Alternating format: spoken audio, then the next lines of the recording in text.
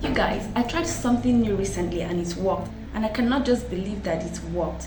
So, as you all know, I work from home as a UX designer where I design landing pages, websites, and apps for people. And I was looking for a new client, so I decided to try something new that I'm going to share with you here in this video. And you guys know me, anything that I see that will be beneficial to you, I always bring it to you and share with you so that you can take part and benefit from it also. So some of you must have heard about something called cold emailing. Now, for those that don't know, this is basically where you send out email to people that are not expecting any email from you. It could be businesses, it could be organizations, it could be individuals. Once they receive such email is called cold email. And if you're a freelancer, you'll be familiar with this word because most freelancers do it to be able to get clients. So if you're a freelancer or you're seeking to work from home, make sure to watch this video to the end, because this strategy that I adopted, I could not believe it worked, and it did. So I'm going to share with you step by step everything, so make sure to watch this video to the end. So talking about cold emailing, that was exactly what I did, but I did it in a different way. So basically what I did was to look for the clients that I wanted to send emails to.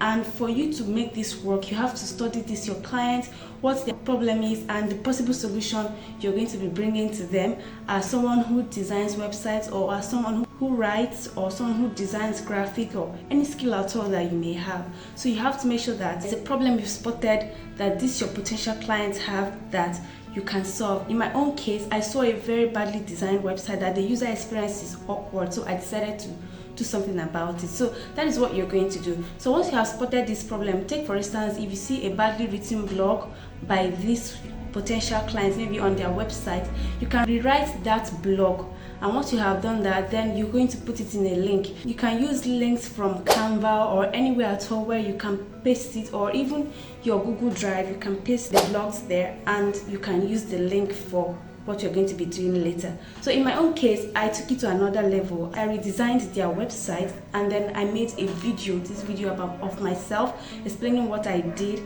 and why I did it. Now, you're not going to be telling them how you did it because you're not sure if you're going to be hired. So you don't share your knowledge, and in the end, you're not going to be hired. So that's why you have to show them what you did and why you did what you did. So once you have gathered all this, then you're going to send your cold email to the potential client. And of course, sending this email, you have to also adopt a strategy when it comes to titling your email.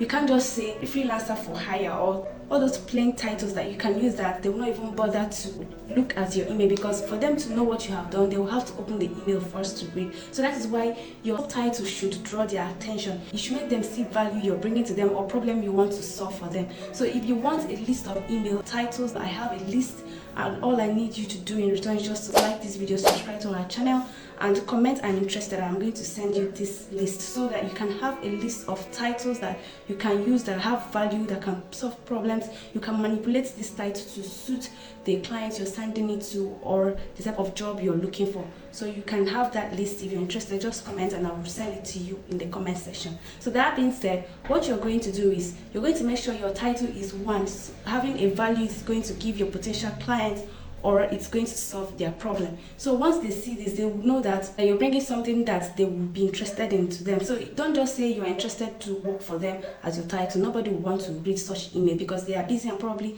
they might not really be interested in hiring somebody. So but if you give them the value, even if they're not interested in hiring, they may be tempted or compelled to hire you. So that being said, and you have used that title, you're going to make the body of your email as short as possible, because people are busy. You wouldn't want them to take the whole day to read pages of email, or you start telling them about what you have done and what you can do and stuff like that. It's not necessary.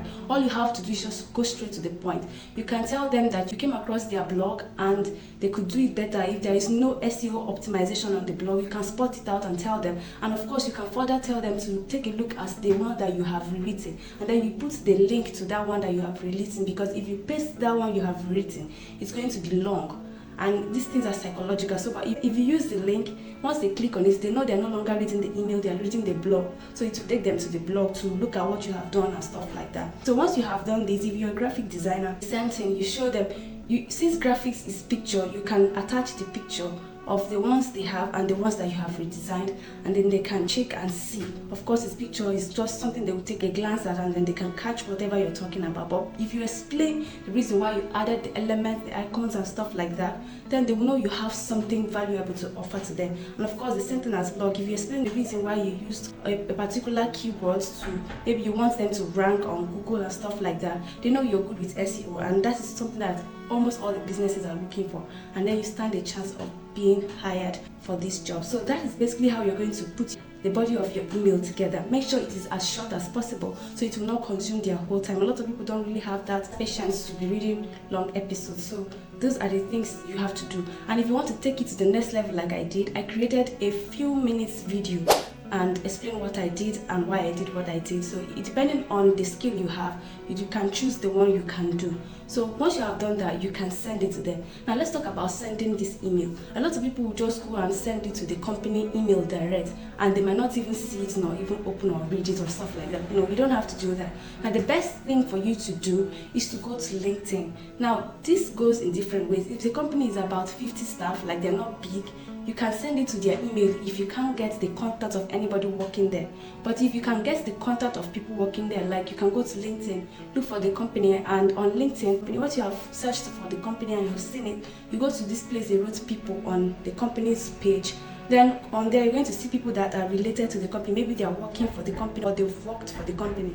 Now, once you have seen this, you're going to be targeting the top executives or the HR for these companies. And once you have seen somebody like that, then you either send the person direct message using that message you have done, or you can send the person email if you can get the person's email. But in the absence of this, you can send direct message or email to that company, either on their email or direct message on LinkedIn. So using support as your heading, because if you send a message to a company using support, people want support, especially small businesses. So depending on what your target client is and the size of their business, then you know which one to adopt. So once you have done this, you send it to them. Guys, this is exactly what I did, and I got a response. Now the most important thing is getting their attention. If once you have gotten their attention, you know that you have 50% chances of getting hired, because they have seen you exist, they have seen what you can possibly do, and they have seen that they may need your service at some point, even if it's not immediately as you may need it. Maybe later in the future, maybe when you have probably forgotten that you sent a message to these people, they will probably call you. Maybe that is when they will need it. But the most important thing is getting their attention, and that was exactly what I did, though we are still in the process. So this is what you can do if you're a freelancer or if you're looking to work from home. You can adopt this cold emailing strategy. And of course, after you have sent this email, you're not going to relax and be waiting for them. No, you're going to send email 3 times. The first one is the one that I just explained, and once you have sent it, after a few days, maybe 2 days interval, you're going to send a follow-up email to know if they received the email you sent and what their decision is going to be.